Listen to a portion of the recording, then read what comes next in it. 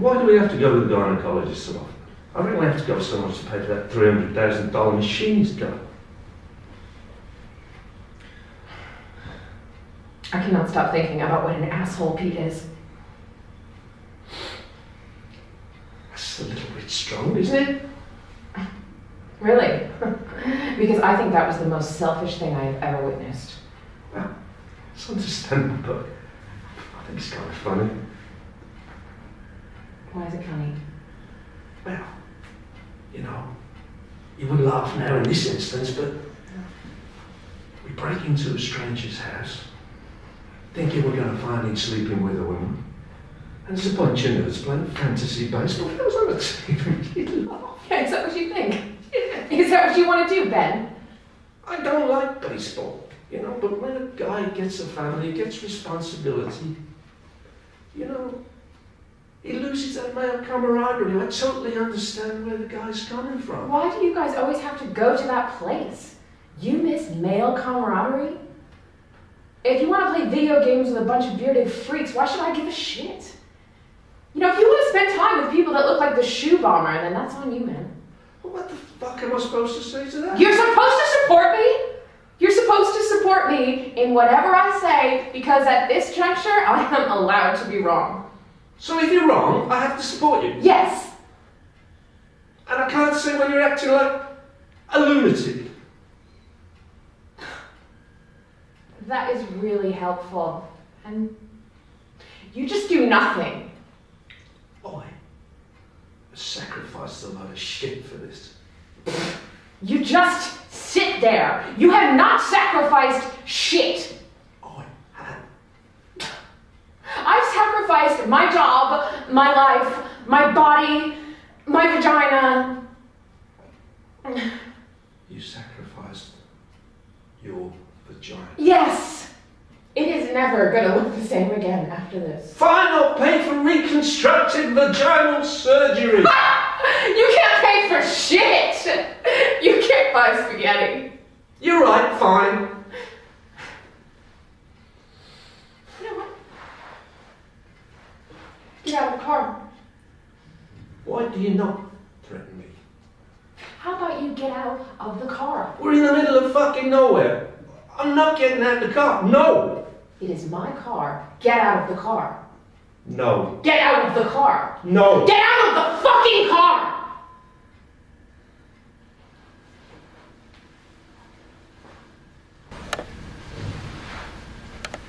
Can I get back in the car, please? Be calm down. You know, take a breath. No? Okay. Fine. Go.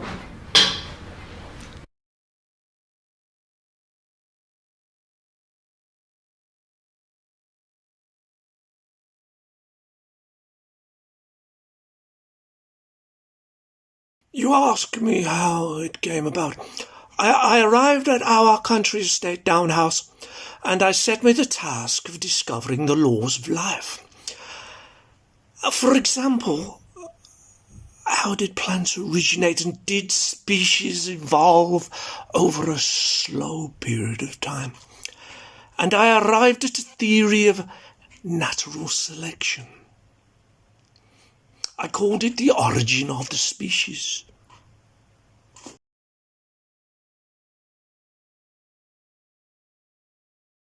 Hello, Colin. Hi. Thanks again for agreeing to talk today about acting and your experiences. Can I ask first what actually got you into acting? Okay, Doug. I'm a musician. One of my major pastimes, and I was doing a gig on the bandstand in Broad Street, or just off Broad Street, and it was shortly before Ready Player One, the film directed by Steven Spielberg, which was filmed a little bit in Birmingham. I was approached by an agent from a support artist agency called Casting Collective, and they asked me whether I'd be interested in signing up to their agency, because they were looking for people with beards, basically, because it's a kind of dystopian film. So I said, yeah, okay. So I already had some headshots from the music side, sent them off, got signed up, and was asked to be a support artist in Ready Player One, which I was thoroughly enjoyed. And from that gave me a little bit of a taster for acting and how it all fitted together, which was very interesting. And from there I went on to study for a year at the Midland Arts Centre under Louise Osborne, who runs acting, a course called Acting for Screen, and I did that for a year, and that's how I got into it basically. Right, whilst you were actually on Player One, you obviously saw how it was put together for those particular scenes. How did Steven Spielberg go about directing his staff and the actors? I did a scene, a market scene, and I was in very close proximity to Steven Spielberg. He had very little interaction with the actors and the support artists. Basically, he was, glued to his laptop, watching all the feed that was coming in, and he would farm out any requests or directions to the ADs, the assistant directors, to go and inform actors or the support artists, basically to direct them as to how he wanted to change things and things to proceed. Ah, right. So he never actually got his hands dirty, if you like. He was more passing on the information to assistant directors to get. Very much so. I think it's very much on the sides of the production. I've done some stuff for doctors at BBC Drama Village, and that's a very small team that works there, and you do get direction from the director there, but I should imagine the bigger it goes, and you're doing a Hollywood blockbuster, then unless you're a major artist, you will probably get very little director input towards yourself. Yeah. Right. When you get parts with lines, how do you go about remembering those lines? Well, I think everybody does it differently, and I used to record. If it was a two-parter, I would record the other person's lines on my phone and try and do it in real time. So I'd say my lines in my head, and then speak the second set of lines, and then I would play it while I was driving or doing something monotonous, or even doing the ironing, anything. And that's the way, because you've got to get the lines into your head. It's very important. That's because if you get to the set and you're not up on your lines, there's that many distractions going on. You almost have to do them almost as second nature. Right. So you have to go over them and over them and over them again. What happens if you can't remember your lines? Do they just say, do it again, read your lines, or what? Yeah, you'll have somebody prompting you if you forget. But the main thing is not to stop until you're told to stop. So until somebody shouts cut, because quite often you might say a line that might deviate from actually what's written down, but when you're actually talking to somebody, it might be perfectly acceptable. So just because you cock up, delivering your lines, it doesn't mean to say it's a cock up of the take. So until the director shouts cut, you carry on basically. Yeah, does it take a lot of time and practice, or does it come relatively easy to you? I think the more you do it, the easier it gets. I probably had a little bit of a head start because, as I said earlier, I'm a musician and I sing, so I have to learn the words to the songs. So I kind of get into that mindset sometimes of being able to remember. Yeah. If I do a gig, I probably have to remember 30 songs. You know, so remembering lines, it's the same kind of thing. And the more you keep repeating them, the more familiar it gets, and then, you know, eventually it becomes second nature. Yeah. Do you find that it helps when you're delivering the lines to do something else as well? Yeah. Either washing up or whatever. Well, anything that's not too noisy is probably the thing, because, you know, the camera will pick up, well, the sound will pick up anything. So, but if you're having a cup of tea, it's best not to rattle the cup in the sauce or something, because you'll get told off. But yeah, I mean, the obvious thing is that you acting like you're in a real situation, and even us sitting here, you know, I'm doing this, you know, so yeah, do something, keep it interesting. That's the thing. Yeah. Do you find that there are times when you go to a set and you're waiting for everybody else, the cameraman, the sound, the lighting, etc.? Do you have to wait long for that? Oh yeah, I was doing Christmas Carol, the BBC's Christmas Carol, and we'd all been through wardrobe, makeup, all wigged up, everything, and I think we sat. It's not unusual to wait a few hours before you can actually step on set. Even for a small production like Doctors, you can be waiting quite you know. It's not unusual, you know, to have a couple of games of table tennis or something while you're waiting in canteen or something. Yeah, you can wait ages basically. And the thing is you've got to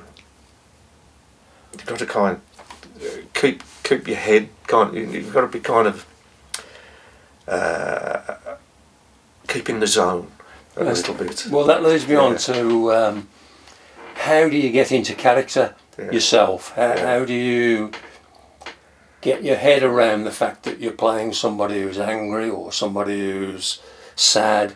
How do you get that into your head? Well, I think one of the major things is that if you're doing a full script, for example, or even you're a character with some depth within the production, you kind of can get a little bit of the backstory. But even if you can't get a bit of the backstory, you know, it's kind of invent a bit of a backstory, because everybody gets angry and upset in different ways. Some people. So by trying to build a backstory helps you get into character, and you've got to be able to, you know, switch into that character quite quickly when you're called onto set and has to do it. So by having this idea of what type of character you actually are helps you, as I say, to get into that character, to convey that emotion. Knowing the type of character you're playing helps you get into the zone and switch it on quicker. Yeah. Do you have to do many retakes when you're doing them, so that the camera angle is different, so that you have to do it all over again?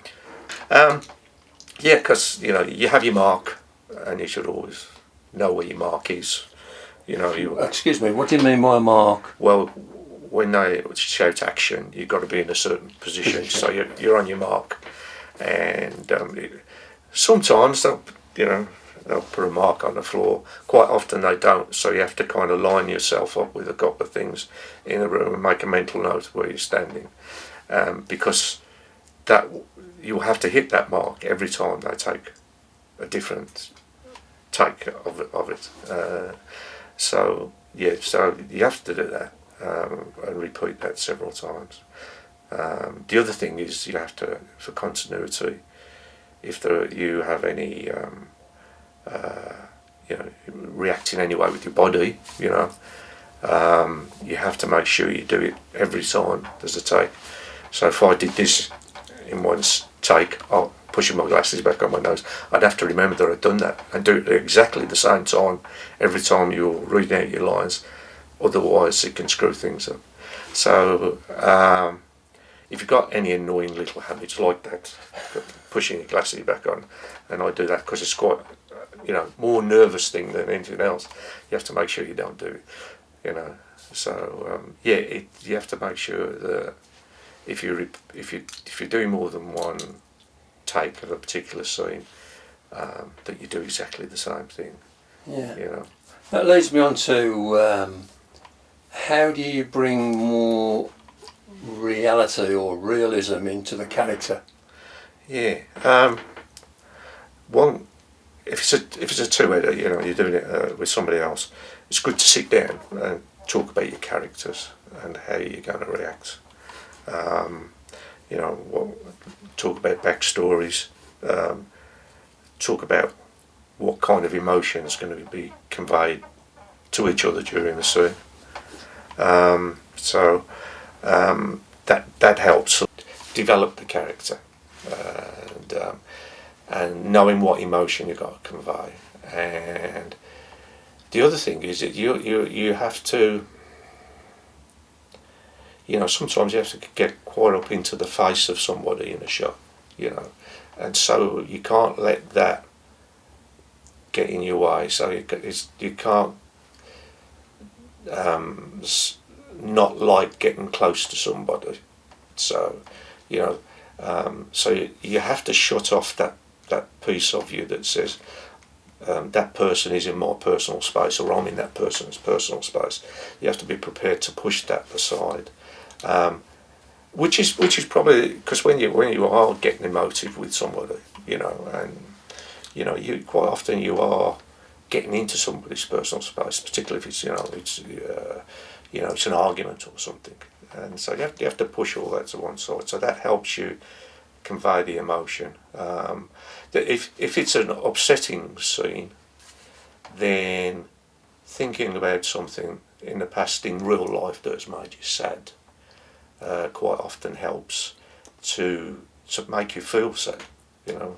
A lot of actors use that technique, to weep. And there are other little, things like artificial tears and smelling an onion and other stuff that can prompt people to to create tears. I've never done that myself. I always think that the most genuine thing is that if you're doing something that makes you feel sad, is to think about something that's made you sad in the past. Yeah. And that link will, Yeah. You said earlier that you talk to, if you're in a one-to-one situation, you talk to the opposite person, obviously whilst everybody else is setting up, to discuss the characters. Is there any other preparation that you would do for a character? As I say, the backstory, discuss it with the person you're doing the scene with.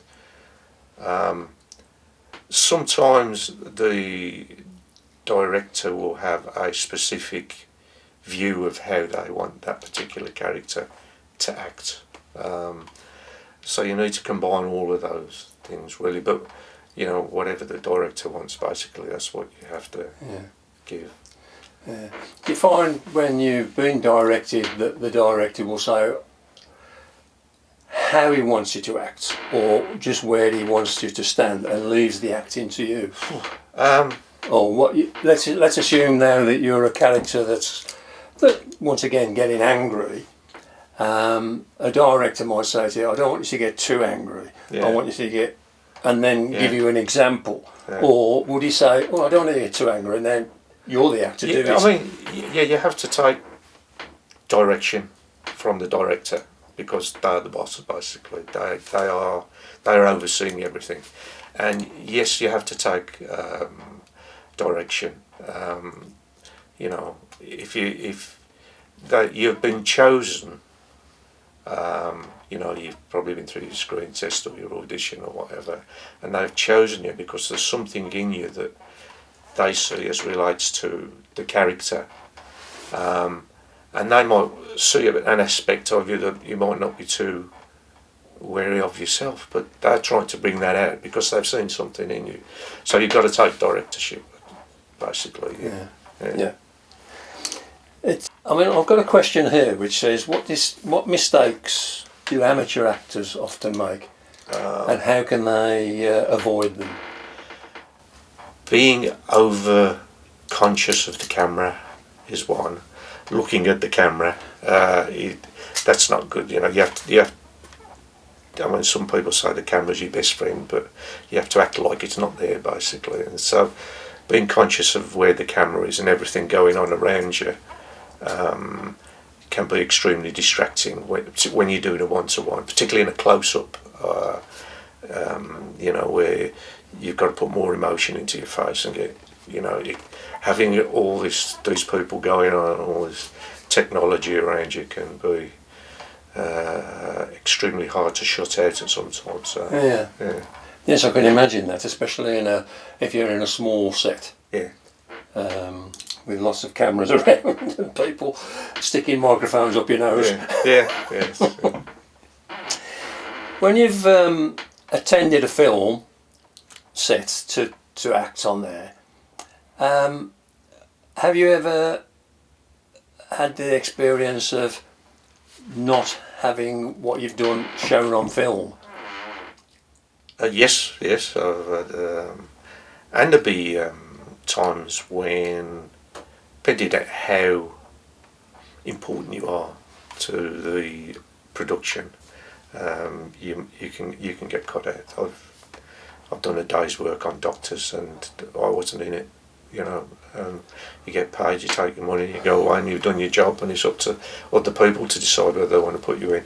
I mean, it might not be that you've acted badly, or it might not be, that you're not wanted. It might be time constraints, various ways the director might have expanded the storyline or whatever. And things get cut. You got to be prepared for it. Yeah. You mentioned earlier, before we started this interview, the scene where they spent probably thousands of pounds in one day, and the scene was not cut because Steven Spielberg looked at the thing and said, "No, I don't want that." Yeah, well, that was on Ready Player One, and we're doing this big outdoor scene in the city centre, and Steven Spielberg liked the look of a particular street.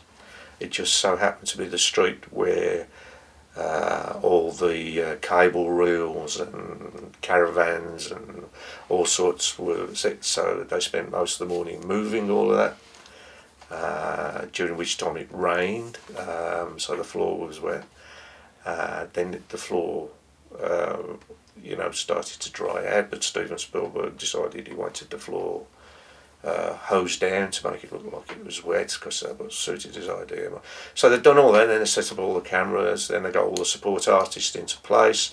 The assistant directors were telling the support artists how to act. The main actors came along and delivered their lines and everything else, and this must have took a good half a day to do. And Steven Spielberg looked at it, and within 5 minutes he decided that he didn't want to include it at all. So I don't know how much that cost, but it wouldn't have been cheap. No. Just in case anybody hears a squeak, the chair's screeching. It's Doug's knees, really. Yeah. It's not rude, honest. When you're playing a part, how important is body language? Very important, I think. If you're doing a long shot, then you're far away from the camera, then it's probably more important, because people reading body language in a long shot, and obviously if you're doing a close-up, it's probably not so important, because you're doing more facial expressions and stuff like that to convey how you feel during the scene.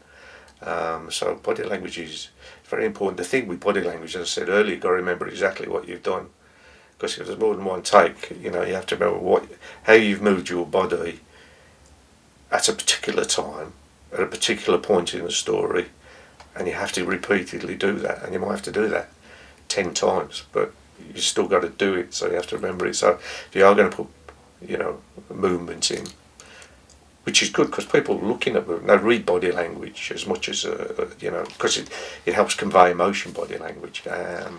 So it's very important to do that. Yeah. Does it come natural, the body language, or do you have to learn how to react to certain situations? I think when you're using your body language, I think sometimes you have to sit on your nerves, basically, because when you're nervous, which obviously if you've got a lot of people filming you and they expect a lot of you, and you're there and you've done everything and you've got to that point in time, you can be quite nervous, and it's quite easily when you're nervous is to overreact because you're quite nervous. So you have to kind of like almost compress your emotions, so you kind of reacting in more of a less stressful way. I don't know if I'm explaining that well, but I guess if you've researched the character, got into the character's head, then the body language could, in a lot of circumstances, come easier. yes, Because you understand the person. Yeah, I would totally agree with that. Yeah, I mean, if you've researched the character and you find out, this person is of a particular age or has a certain medical condition, or could be unstable mentally or anxious kind of, but yeah, all that contributes to what kind of body language you can input, but never overdo it that it distracts from distracts from the lines, distracts from that, because that's conveying the story. So that when you do body language, when you're using body movement in a particular way, is to not overdo it. So people are just looking at that rather than following the story. And Yeah. How do you keep within character when there's nothing going on, or and the cameras obviously are still rolling, there's nothing going on with you, or two other people are talking across you or away from you, so that you don't just sit there twiddling your thumbs and looking up at the sky. Not at all. You've got to stay in character until somebody shouts cut, and it might mean that you're there for 5 minutes, but the camera might be cut back to you and looking at what you're doing, and if you're just sitting there staring out the window because you're not talking, then you're not doing it right.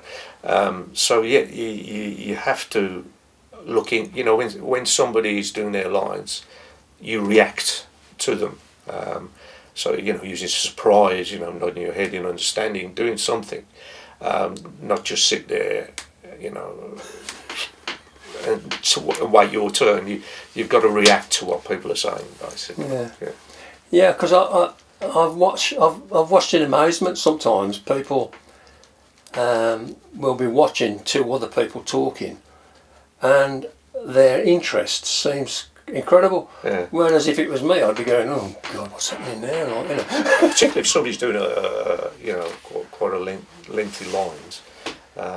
That's hard then, because but quite often the camera might pan to you, if it is a lot of lines, because they might think, well, I'm spending too long on this particular character, or pan round the room or whatever, and if you're sitting there, staring at the ceiling or scratching your backside, it's not going to be good. Oh, it might be interesting. I've been given a question, what changes in body language or tone of voice can be made for different effects? Okay, looking at body movements first. Okay, the main thing on that is not to move too quickly. Sometimes that's difficult for the camera to follow. So if you're angry, it's probably better to stand up more menacing rather than,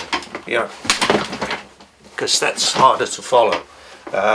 So be aware of what the camera can do And the director will probably tell you anyway that you're doing that too quick. So try and slow things down a little bit first. Yeah. Yeah. So how would you portray sadness, for instance? Once again, it would depend on the length of the shot. So if you were doing a very close-up scene, it'd all be her, you know. It might be, you might, sort of four things. Whereas if it was a longer shot, you might hunch your shoulders or something like that. And that would depend once again on the type of character you're playing, how they would react emotionally. It's very difficult to just say, turn on the tears. No, you have to be that character. So how would that person react? People react emotionally, say in sadness in different ways. It's a trait amongst men to try and hide things emotionally. So if you were playing that kind of character, you might have some almost hidden emotion where you're looking at the floor or something's conveying that particular character and the way they react. Another person might be totally outgoing and break down in a flood of tears. It depends on the character, and it's not just about crying or losing your temper. It's the way that particular character would do that, and that's why it's good to have the backstory to be able to understand how that person would react emotionally. Yeah. So we come across a situation where you've just lost both of your parents to a car accident. You are a budding rock star, and you're very close to your parents. How would you react? I've just come in the door, the policeman just come in the door and said, are you Colin Wren? Obviously you'd say yes. I'm afraid I've got some bad news for you. Both of your parents have been killed in a car accident. Mm. And that's part of the plot. Yeah. So how would you react to that? If you take a few seconds to sink it in and... Yeah, I think the thing with that would be, what is this kind of rock star? Is he drugged up? Is he on chemical substances of some description? In which case he might react in a total blasé way to that kind of news. Where if it is somebody who isn't, or is it somebody that wants to maintain a certain character in terms of how they appear to the public? Would they want to react in that kind of manner? It's all about the backstory and the emotion and everything else. So that's the way to do it. Yeah. And there'd be other things as well. It's who is with you, what the scene is, what the scene is set in when they tell you. All these things have an input into how you would respond emotionally to something. The other thing will be is how you're told. You might be told in that information about your lost parents or whatever might be conveyed in a totally heartless manner, or you might be told in a very supportive manner, in which case you might react in a different way. So all of these things have an input. As I say, it's very hard just to go, you this react like that. There's got to be more. There's more to it than that. You have to be aware of. It's almost like that's what you're doing. You're creating a real situation, and you don't want to appear to be artificial. So all those different factors which affect your emotion have to be put into that scene, I think. Yeah. If I've made my point clear. Yeah. So that must really mentally take it out of you when you've finished acting from a scene like that, Yeah. especially if you've had to do it several times. We come back to the point I was saying earlier about learning your lines. So your lines almost have to be there subconsciously almost, because there's all this other stuff going on. You know, not only you've got all the distractions around you, but you're reacting physically to what's going on.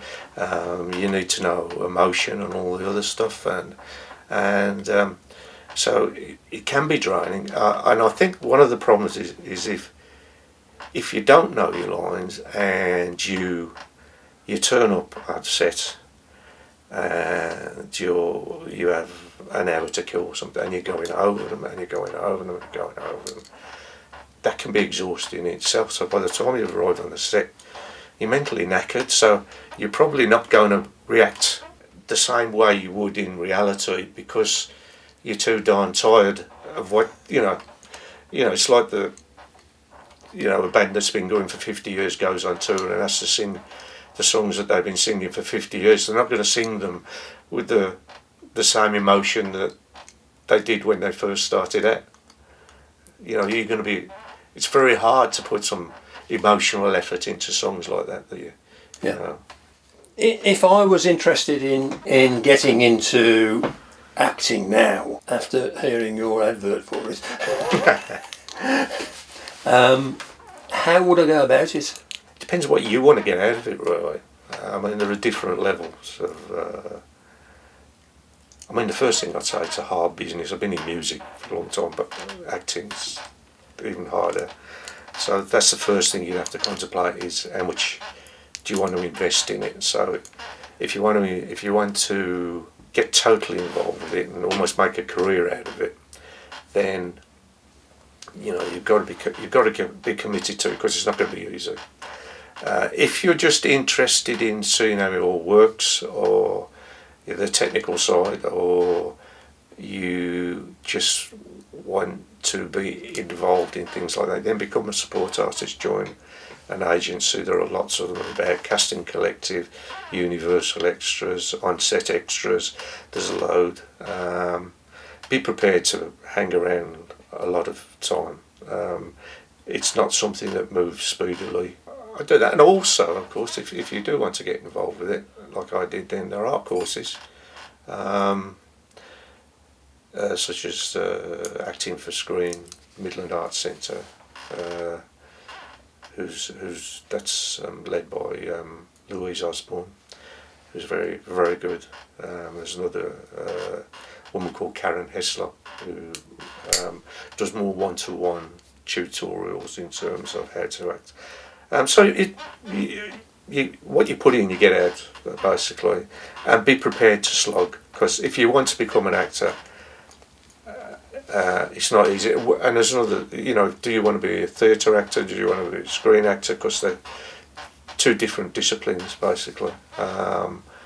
So it's not easy, but it's very interesting. I mean, somebody like yourself, Doug, who is interested in the technology of it all and how it works, and whether that would, improve your understanding of when you're directing something yourself. Go for a couple of days and do something at the BBC Drama Village, or when I was doing Christmas Carol, the BBC's Christmas Carol. It was in the middle of June, and it was set in the middle of winter, with snow all around. So just watching them creating the paper snow, which is what it is, it's little bits of tissue, is quite fascinating, and all those things. Yeah. I mean, I've heard in the past that it's hard to get an equity card. Yeah. Is that a drawback to getting into acting? It's not so much a shutout as it used to be now. You don't need to be in equity to be signed up to do something as you were in the past. But if you want to be represented well and be looked after, and have somebody be prepared look after your interests while you're being an actor, then it's always good to be involved with equity. So I would recommend that people are, though it's not always essential. Yeah. I mean, just to add to that is that there's a lot of self-promotion as well. So you do have to have, which I haven't done for a long time, but I need to continually update your headshots. There's this, I don't know if you've heard of IDMB. Yeah. Yeah. Well, if you've been named credited on certain productions, I think it's 3. You get onto IDMB, and then you can list all the productions you've been in, and all that helps promote yourself. You can put new headshots up, updated headshots. You can do various little projects that you can put on your own website or whatever to. And if you do things like acting for screen, you're constantly being filmed every week, and you're sent that work. So you might want to take some of that good work and stick that on a website, and use. So self-promotion is a big thing, I think, if you want to progress in it. So. Can you think of anything else that would help us amateurs to improve, as it were? I think the best thing is always to be as real as you can. As I say, don't be conscious of the camera. Try to shut out all those distractions. Try to be genuine in terms of what you're trying to convey. Don't over-egg the pudding.